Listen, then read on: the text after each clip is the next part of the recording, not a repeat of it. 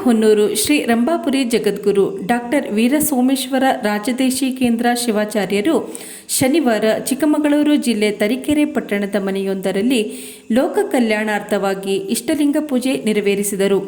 ಬಳಿಕ ದೋರ್ನಾಳು ಗ್ರಾಮದ ಶ್ರೀ ಬಸವೇಶ್ವರ ಸ್ವಾಮಿ ದೇಗುಲಕ್ಕೆ ಭೇಟಿ ನೀಡಿ ದೇವರಿಗೆ ವಿಶೇಷ ಪೂಜೆ ಸಲ್ಲಿಸಿದ ಶ್ರೀಗಳು ಪೂಜೆಯಲ್ಲಿ ಪಾಲ್ಗೊಂಡಿದ್ದ ಮಾಜಿ ಶಾಸಕ ಡಿಎಸ್ ಸುರೇಶ್ ಸೇರಿ ಅಲ್ಲಿಗೆ ಆಗಮಿಸಿದ್ದ ನೂರಾರು ಭಕ್ತರಿಗೆ ಆಶೀರ್ವದಿಸಿದರು.